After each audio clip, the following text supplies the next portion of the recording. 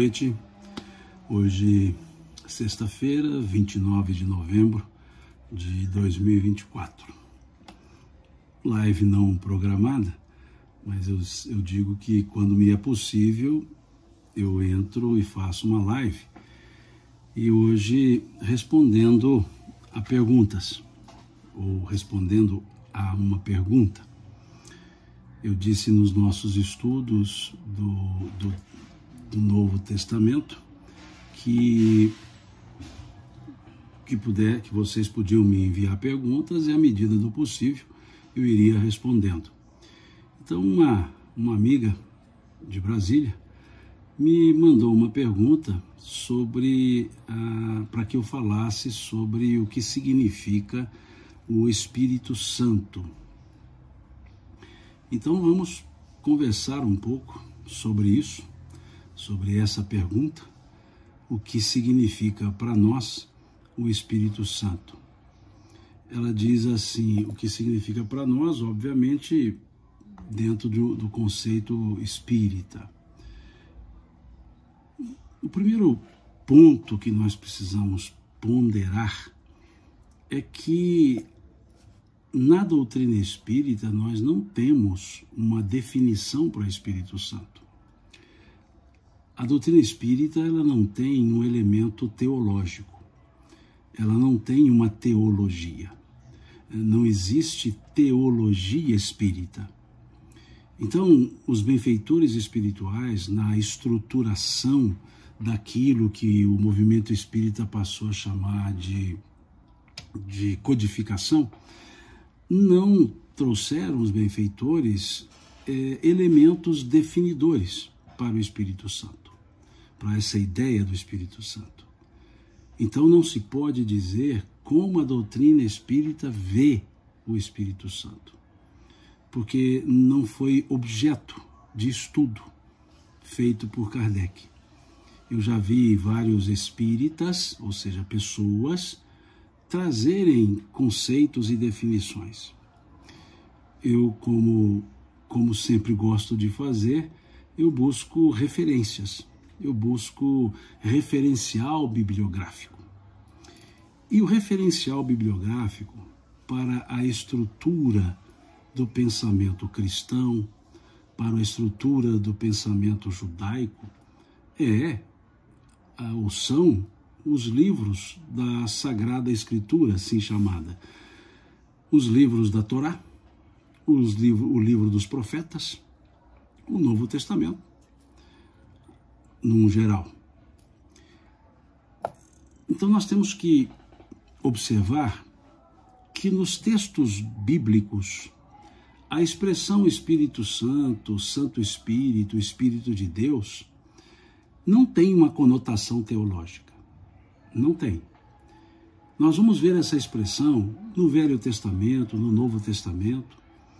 A expressão Espírito Santo, Espírito de Deus, Santo Espírito, ela não traz um conceito teológico, porque esse conceito teológico foi criado bem depois. Já é da nossa era, já é do século IV. A ideia trinitária para Deus, ou seja, que Deus seria três pessoas, o Pai, o Filho e o Espírito Santo, é uma ideia eminentemente teológica. Ela não é bíblica, ela é teológica, reforçada principalmente no século IV, no Concílio de Nicéia, em 325, na nossa era, por assim chamá-la, cristã. Criou-se, ou fortaleceu-se, ou consolidou-se o arcabouço teológico que trabalhava com a trindade, ou que criou a ideia da trindade para a estrutura divina. Criou-se uma ideia de Deus, o incriado, a figura do Filho, o Deus encarnado, manifesto, e a figura do Espírito Santo, que seria o Deus epifânico, que seria o Deus inspirador. Então, essa figura trinitária, ela não é uma estrutura bíblica, ela é uma criação teológica. E como criação teológica, há que se dar a ela o valor de criação teológica. Ou seja, é algo derivado de interpretações. Se é mundialmente aceito ou não, é uma questão, não tira da questão o aspecto interpretativo. Não tira da questão o fato de que essa expressão ou essa estrutura trina é criação teológica. Não é uma expressão assim trazida com esse sentido nos textos bíblicos. No Velho Testamento nós encontraremos expressões diversas, mas a ideia de referir-se essa manifestação divina a um espírito só, a uma ideia só de Espírito Santo, que na expressão hebraica disse Ruach HaKodesh, ou seja, Ruach é respiração, né, vento, brisa, e a ideia de HaKodesh significa do santo ou de Deus. Então, Ruach HaKodesh, ou seja, a brisa divina, a brisa santa, a brisa de Deus. Essa expressão nós vamos encontrá-la no Salmo 51, salvo engano, versículo 13. E vamos encontrá-la no livro do profeta Isaías, lá no capítulo 63, versículo 10. Então, vejamos que no Velho Testamento nós tínhamos essa expressão, né? Ruach HaKodesh, Ruach HaKodesh, ou seja, o vento, o sopro, a brisa de Deus, divina, né? A brisa do santo. Na verdade, HaKodesh quer dizer, seria mais traduzido como santo. Então seria a brisa do santo, né? Que vemos lá no Salmo 51 e no capítulo 63 do profeta Isaías. Ali traz a ideia de um espírito. Até na estrutura da tradução grega para espírito, a palavra é pneuma, quer dizer, que significa também vento. Então, veja, a ideia era isso. Se nós olharmos lá no livro Números, capítulo 9, nós veremos que sobre a tenda dos 70 anciãos pairava uma nuvem. E essa nuvem guiava o povo no deserto. Então, também no Velho Testamento, há essa ideia do Espírito Santo, do santo vento, do santo sopro, né, Ruach HaKodesh, ser um guia, ser algo que vinha, a presença divina numa nuvem. Seria uma manifestação epifânica. Nós vamos ver em diversos outros, né, Salmo 139, o livro do profeta Isaías, já falei, aqui temos também no profeta Ageu, né, nós temos essa fala, profeta Ezequiel. Então, nesses livros, Neemias, nesses livros, nós temos essa expressão. Então, lá no Velho Testamento, essa expressão Espírito Santo expressava a ação de Deus, particularmente quando essa ação era por meio humano. É o que hoje nós chamamos de inspiração, insight, uma inspiração. Essa ação de Deus agia sobre a pessoa com um propósito determinado. Em outros termos, a ideia do Espírito Santo, lá do Velho Testamento, seria como que a ação de Deus imanente, ou seja, todos nós, por derivação, por sermos a imagem e semelhança de Deus, todos nós temos essa semente que a ação de Deus fica imanente, quer dizer, é como se Deus agisse incessantemente dentro de nós. Então percebamos que a ideia, a expressão Espírito Santo é uma inspiração divina. É uma inspiração que podemos dizer que, como há a presença de Deus em nós, o Criador na sua criatura, essa ideia de Espírito Santo é uma imanência divina em nós. Ou seja, é essa porção divina que nós trazemos. E a mesma porção divina que trazemos em nós, o mundo também traz, porque é criação de Deus. Então, essa era a ideia para o Espírito Santo na cultura do Velho Testamento. Conforme eu citei aqui, vamos encontrar no profeta Isaías, profeta Ageu, profeta Ezequiel, Neemias, Isaías, né? Números, no livro Números, capítulo 9. Então, para os autores do Velho Testamento, os fenômenos da natureza eram ações divinas, porque era a imanência de Deus na natureza. A ação, a intuição das pessoas, a inspiração, era a ação do Espírito Santo, do Santo Espírito, que é a presença imanente de Deus em nós. Então, quando se olha lá no livro dos profetas, quando vemos, por exemplo, o profeta Oséias, no livro de Oséias, a ideia que se vem é que o profeta é inspirado por Deus, ele é aclamado por Deus por meio desse Espírito que paira sobre todos nós, esse Espírito divino.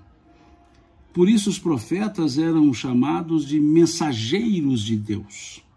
O profeta, ele proclamava a mensagem divina através do Espírito que agia nele. Veja, é totalmente diferente da teologia, que transformou esse Espírito da natureza divina em todos nós, transformou em uma pessoa da Trindade. Então vejam o salto que é dado. Quando nós olhamos o apóstolo Paulo, por exemplo, nas suas cartas, ele tem diversas citações para o Espírito Santo, o Espírito de Deus, mas com a mesma característica trazida do Velho Testamento. Com a mesma característica. Ou seja, representando a imanência de Deus em nós. Veja, se nós olharmos a carta de Paulo aos Coríntios, no capítulo 12, vejamos o que escreve o apóstolo. A respeito dos dons espirituais, não quero, irmãos, que sejais ignorantes. Sabeis que outrora, quando éreis gentios, deixáveis conduzir-vos aos ídolos mudos, segundo éreis guiados. Por isso vos faço compreender que ninguém que fala pelo Espírito de Deus, pelo Espírito Santo, afirma anátema a Jesus. Por outro lado, ninguém pode dizer Senhor Jesus senão pelo Espírito Santo. Veja, ninguém pode dizer Senhor Jesus senão pelo Espírito Santo, ou seja, senão sentindo a imanência de Deus, senão por uma inspiração divina. Nada de terceira pessoa de Trindade. E veja a sequência agora do apóstolo Paulo falando aos Coríntios sobre essa imanência de Deus em nós, sobre esse Santo Espírito, sobre esse Espírito Santo em nós. Vejam, ora, os dons são diversos, mas o Espírito é o mesmo. E também há diversidade de carismas, mas o Senhor é o mesmo. E há diversidade nas realizações, mas o mesmo Deus é quem opera tudo em todos.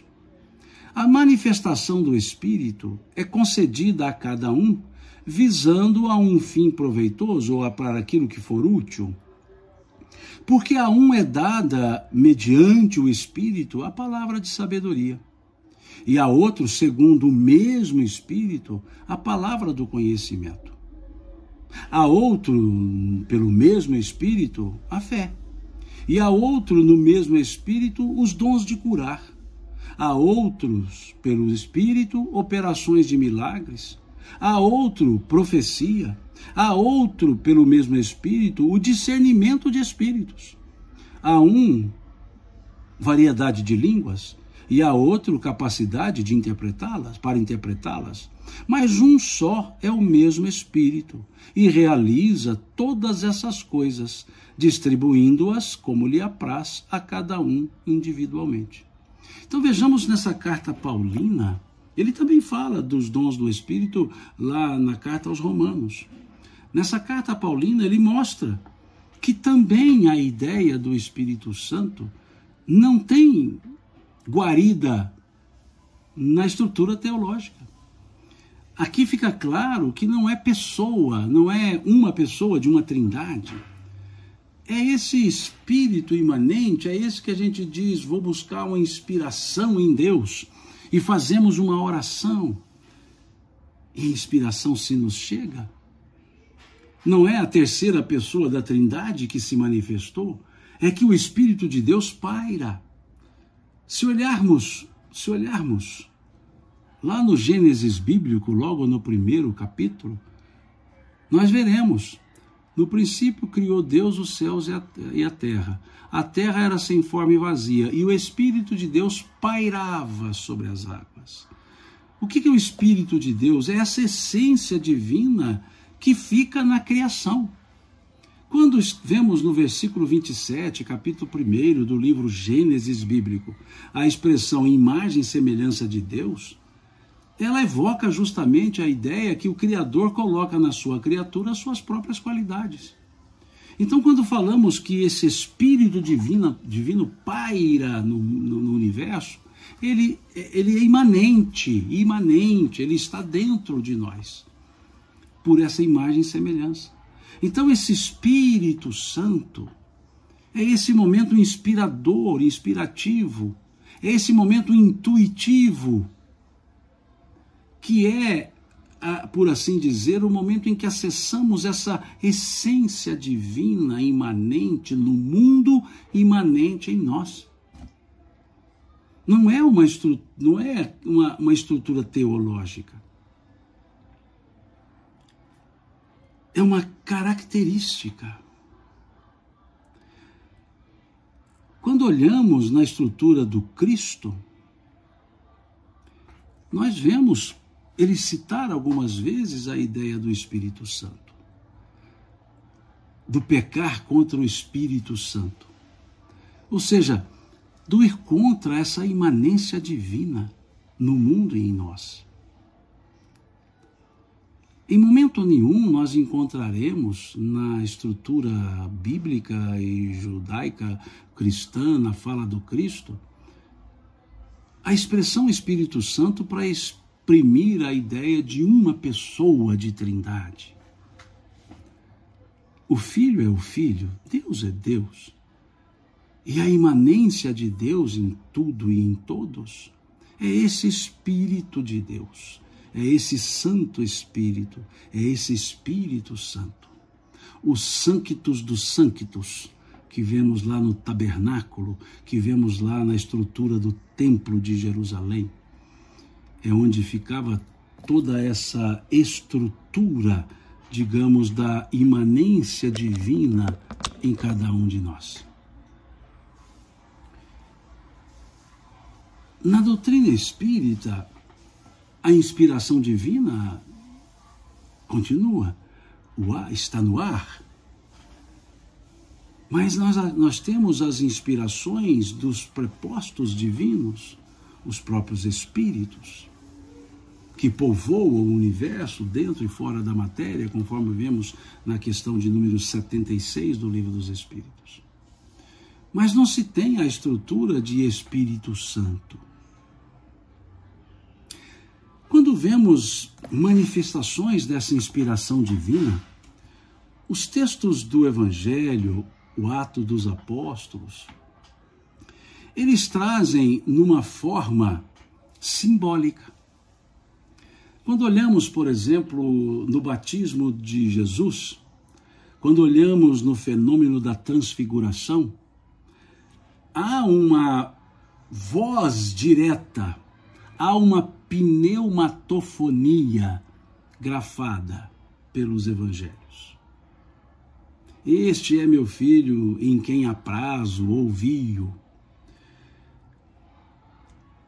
Essa é uma expressão para esse Espírito de Deus imanente.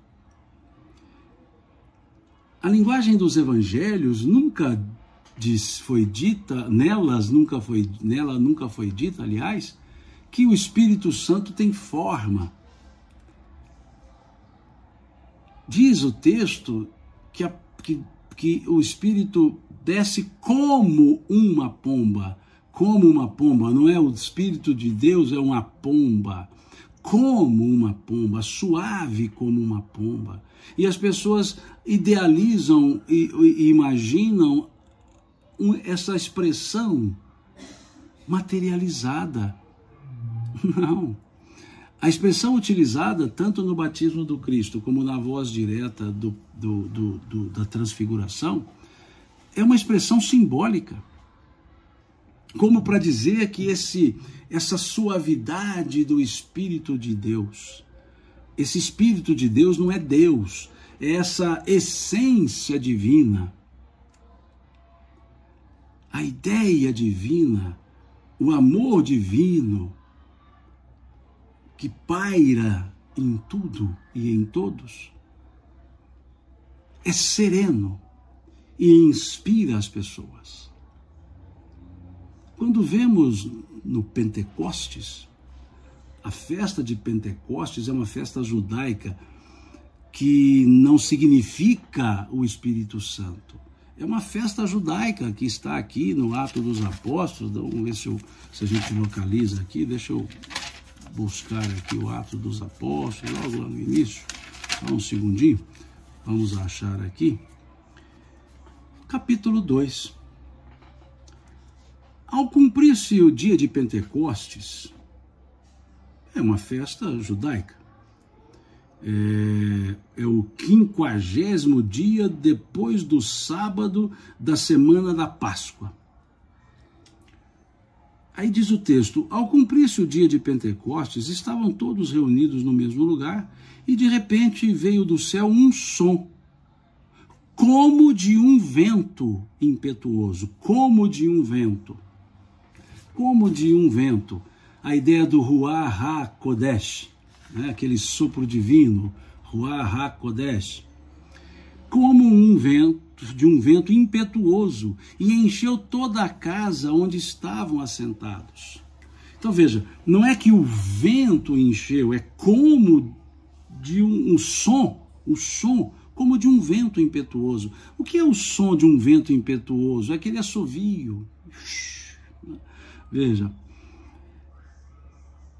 e encheu toda a casa onde estavam assentados, e apareceram distribuídos entre eles línguas como fogo, de fogo fossem, e pousou sobre cada um deles, ou seja, luzes, iluminação, línguas como, veja, como de fogo, não foram línguas de fogo, como, veja, uma maneira de expressar aquela luminosidade que se fez. E aí sim, diz o texto, e todos ficaram cheios do Espírito Santo e passaram a falar em outras línguas, segundo o Espírito lhe concedia que falassem. Aqui não se refere à pessoa de Trindade, não se refere a uma pessoa, a terceira pessoa da Trindade.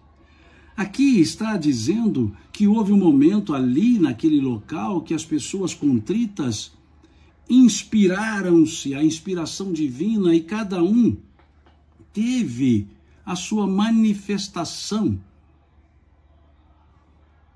que aqui diz, segundo o Espírito lhes concedia que falassem. Voltemos ao capítulo 12 da carta de Paulo aos Coríntios, da primeira carta. Ele não diz lá, a uns pelo Espírito foi dado o dom da sabedoria, a outros pelo mesmo Espírito o dom de conhecimento, a outros pelo mesmo Espírito falar em línguas, a outros pelo mesmo Espírito interpretar as línguas, a outros discernir os Espíritos. Então, quando olhamos lá na estrutura de Paulo, vemos como era essa ideia do Pentecostes. Então não foi uma manifestação de uma pessoa da Trindade. São os dons, carismas que o apóstolo Paulo gostava de falar, que se manifestaram.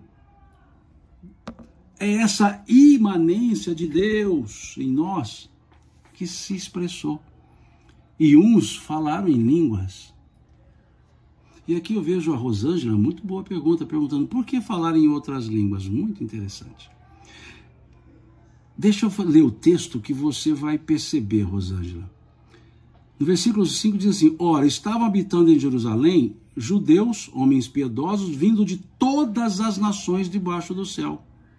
Quando, pois, se fez ouvir pela voz, afluiu a multidão, que se possuiu de perplexidade, porquanto cada um os ouvia falar na sua própria língua. Veja aqui, então, Rosângela, que o texto deixa claro. A fala era, por exemplo, na língua judaica. E como ali naquele lugar, naquele mesmo lugar, tinha pessoas de outras origens, embora se falasse na língua hebraica, melhor dizendo, cada um ouvia na sua própria língua. Não é que falaram línguas estranhas, é que cada um ouviu na sua própria língua. E como ele ouvia na sua própria língua, entendia que aquela pessoa falava na língua dele. Esse fenômeno xenoglossia ou xenolalia, glossia, né, palavra, xeno, estrangeiro, quer dizer, de fora, estrangeiros, xenoglossia, palavra estrangeira, xenolalia, fala estrangeira. Então, trabalhava-se ali o texto, aqui, versículo 5 do capítulo 2 do Atos, mostra como era o ambiente. Veja como é que acontecia. Porquanto cada um ouvia falar na sua própria língua. Estavam, pois, atônitos e se admiravam, dizendo, vede, não são porventura galileus todos eles que aqui estão falando? E como nós os ouvimos falar, cada um em nossa própria língua materna? Percebeu? Os galileus estavam falando hebraico e cada um ouvindo na sua própria língua. Somos partos, medos, elamitas e os naturais da Mesopotâmia, Judéia, Capadócia, Ponto e Ásia, da Frígia, da Panfilha, do Egito e das regiões da Líbia, nas imediações de Cirene, e romanos que aqui residem, tanto judeus como prosélitos, cretenses e arábios. Como os ouvimos falar em nossas próprias línguas as grandezas de Deus? Todos atônitos e perplexos interpelavam uns aos outros. O que quer dizer isso? Outros, porém, zombando, diziam, estão embriagados. Então percebam que o texto não está na ideia do falar, está na ideia do ouvir. Os galileus falando na sua língua, o hebraico, e cada povo ouvindo a mesma fala nas suas próprias línguas maternas. É o fenômeno da xenoglossia. Então, veja que, respondendo aqui a Rosângela, veja que o fato ali era mostrar esse dom, esse carisma, que aqui, no meio espírita, chamamos de faculdades mediúnicas. A mediunidade xenoglóssica, falar também em línguas diferentes. No livro O Semeador de Estrelas, escrito por por Sueli Caldas Schubert, no qual ela narra diversas passagens de Divaldo, ela narra um fenômeno provocado pelos espíritos xenoglóssico, em que Divaldo falava em português e os que estavam ouvindo Divaldo, isso ocorreu no Peru, ouviram na língua antiga dos povos originários, dos descendentes dos povos originários. Quando ele falava sobre a figura da crença que eles traziam em deuses antropomórficos, ele começou a expressar, e eles ouvindo nas suas línguas, nos seus dialetos maternos. Fenômeno xenoglóssico, faculdade. E há também, sim, a possibilidade de uma pessoa falar uma língua que não conhece, mas é uma língua existente, diferentemente de que a gente vê em algumas estruturas neopentecostais, principalmente, quando a pessoa solta umas palavras que não existem em nenhuma língua. Quando se fala fenômeno xenoglóssico, fala-se em falar uma língua que o falante desconhece, mas a língua é existente. É como se eu falasse, por exemplo, russo. Eu não sei falar russo. E de repente eu começasse a falar russo. Agora, eu soltar palavras que não são palavras de nenhuma língua, sequer uma língua mesmo antiga, não é fenômeno xenoglóssico. Não é fenômeno das línguas. Desculpe-me, isso é mais um ataque de atavismo, uma catarse, do que uma manifestação espiritual, do que uma manifestação do Espírito Santo. Então eu vejo muitas vezes alguns pregadores neopentecostalistas falando umas palavras lá que ninguém sabe que existe, não acha em dialeto, não acha em nada, são invenções. Porque não é isso que é o falar em línguas. O falar em línguas é falar numa língua desconhecida pelo falante, mas inteligível. E quando se soltam palavras sem sentido que não existem, houve até uma crítica do apóstolo Paulo a isso, quando ele dizia, né, que qual a vantagem de se falar em línguas? Né? Se falo numa língua que ninguém conhece, serei bárbaro para com quem me ouve e bárbaro para comigo, dizia o apóstolo Paulo. Então, esse aspecto da manifestação desse Espírito de Deus, desse Espírito Santo, são os dons que nós trazemos. Por isso a ideia de imanente, é a presença de Deus imanente. Nós chamamos de faculdade mediúnica. Vidência, audiência, psicofonia, psicografia, psicopicteriografia, pintura, xenoglossia, psicoxenoglossia. Então, são faculdades mediúnicas que o apóstolo Paulo descreveu no capítulo 12 da primeira carta dele aos Coríntios, chamando-os por dons do Espírito. Até a vidência ele coloca lá na sua carta. Vamos voltar lá, né? Na carta de Paulo aos Coríntios. Veja o que ele coloca aqui, deixa eu chegar até lá. Carta de Paulo aos Coríntios, capítulo 12. Vejamos o apóstolo Paulo falando aqui no capítulo 12 dos dons espirituais. E aí vejamos, ele diz: a manifestação do Espírito é dada a cada um para aquilo que for útil. Porque a um é dada, mediante o Espírito, a palavra de sabedoria, e a outro, segundo o mesmo Espírito, a palavra do conhecimento, e a outro, pelo Espírito, a palavra da fé, e a outro, pelo mesmo Espírito, os dons de curar, e a outro, operações de milagres, e a outro, profecia, e a outro, discernimento dos Espíritos, vidência, discernimento dos Espíritos. A um, variedade de línguas, a outro, capacidade de interpretá-las. Mas um só é o mesmo Espírito que tudo opera. Então isso, no pensamento espírita, nós chamamos de faculdades mediúnicas. Então, volto, né, à pergunta que me foi feita: o que significa o Espírito Santo para nós? Isso. A imanente presença de Deus no mundo e em nós. Mas não uma pessoa da Trindade, porque a Trindade é uma criação teológica. Criação teológica. Então, é importante esse ponto. A Rosângela pergunta por que nem todas as pessoas são médiums. Rosângela, por diversos fatores, que eu até sugiro que na minha página do YouTube, no meu canal do YouTube, tem lá palestras que eu fiz sobre mediunidade em que eu explico bem isso aí.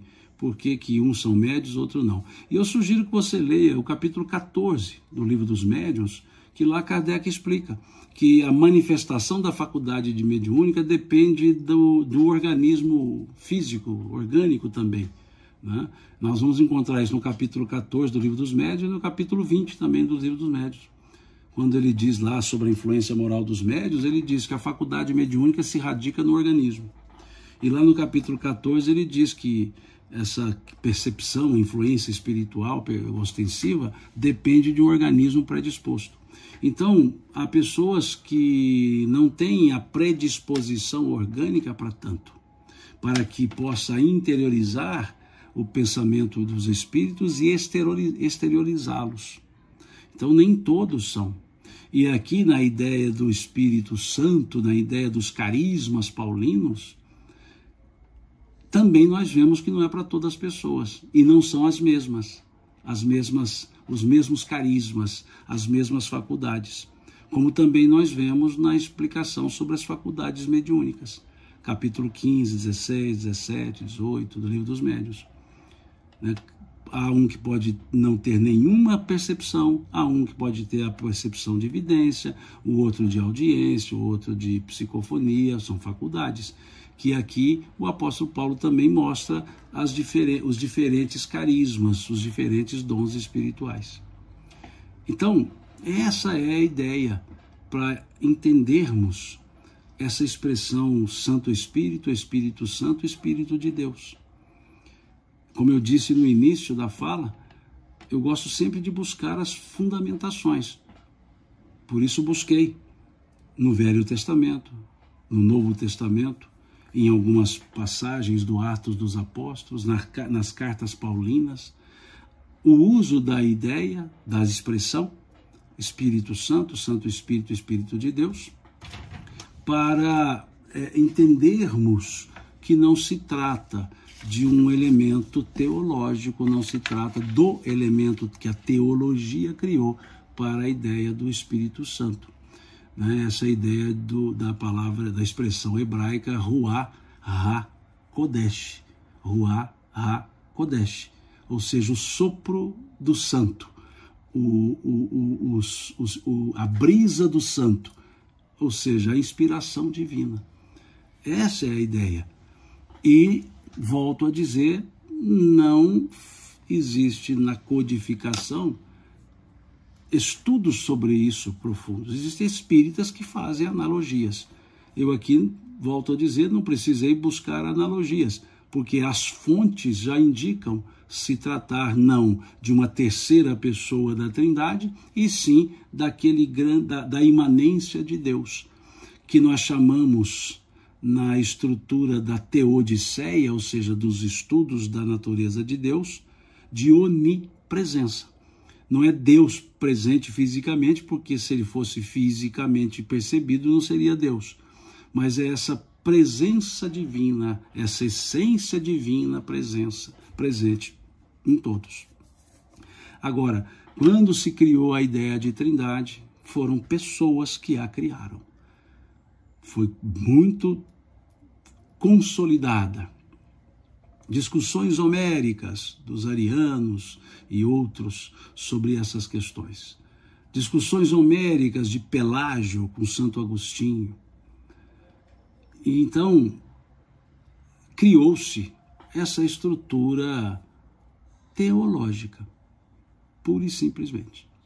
Aqui a Rosângela diz assim: embora existam tantas religiões, por que existem tantas pessoas incrédulas em relação à existência de Deus? Por incredulidade. Assim como há pessoas que não acreditam que o ser humano pisou na Lua, há pessoas que não acreditam que possa existir outras vidas em outros sistemas planetários, como há pessoas que não acreditam, né? Então a pessoa não acredita. Agora, eu não quero complicar a vida de ninguém aqui no raciocínio, mas quando dizem que Deus não existe, ele realmente não existe. Eu vou explicar por que isso. Existir é criação. Para algo existir tem que ser criado. E Deus é incriado.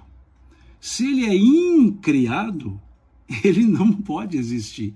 Porque se ele existir, ele passa a ser criatura. E Deus não é a criatura, ele é o Criador. Então Deus, ele é o incriado que tudo criou. Então, existência só é possível depois de Deus.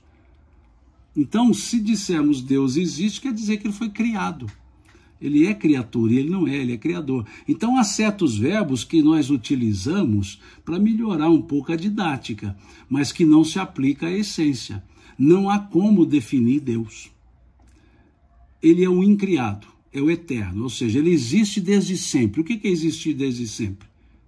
É não ter sido criado. Então, para entendimento nosso, para facilitar nosso entendimento, nós dizemos, então, Deus existe. Sim, Deus existe.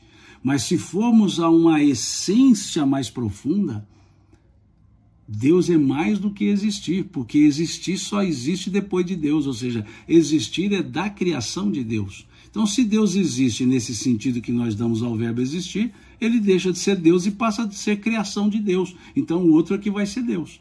Então, filosoficamente, Deus não pode existir, porque senão ele seria uma criação. E ele não é criação, ele é o próprio Criador. Então, imagine como nós, tão pequenos em termos de inteligência, queremos, digamos, interpretar profundamente o que é Deus. Foge muito às possibilidades descritivas da linguagem humana. Então, por isso que os estudos sobre Deus vão para aquilo que ele não pode ser e não para aquilo que ele é. Né? Eu disse aqui, Rosângela, a causa da incredulidade é a própria vontade da pessoa. Qual a causa da pessoa não acreditar que o homem pisou na Terra, na Lua? Ele não querer acreditar. Então, a causa da incredulidade é a vontade de não querer acreditar. Não podemos tributar isso a Deus.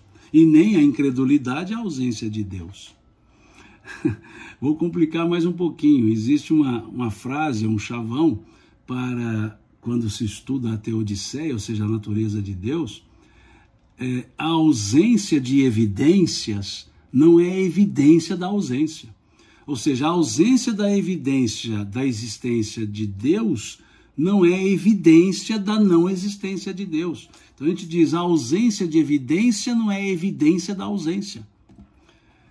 Então os estudos sobre Deus são muito interessantes. Tem também no meu canal do YouTube, lá quando comecei a estudar o Livro dos Espíritos, 2 ou 3 lives que nós ficamos só estudando essa natureza de Deus. Então sugiro, quem quiser aprofundar, estudar um pouco, dê uma olhada lá no meu canal, né, e vejam isso. Então é isso. Né? Creio ter respondido à amiga de Brasília que me fez essa pergunta sobre o Espírito Santo. Em outros momentos, em outras lives, eu vou respondendo outras perguntas que me vieram. E fique à vontade, caso queiram enviar perguntas, pode enviar pelo direct aqui do Instagram. E quando me for possível, eu tiver o tempo, eu tento responder. Com certeza haverá perguntas que eu não saberei responder. né? Mas aquelas que eu puder responder, as responderei com muita alegria. É só dar um tempinho, né? Porque minha vida é um pouquinho corrida. Então é isso. Espero ter respondido a amiga. Vou mandar uma mensagem para ela dizendo: acabei de responder a sua pergunta, né? Não vou dizer aqui o nome, mas eu vou encaminhar para ela também a resposta. Tá certo? Olha, muito obrigado. Domingo que vem nós temos o nosso estudo, né? O próximo domingo, dia 1º de dezembro, nós temos o nosso estudo do Novo Testamento, né?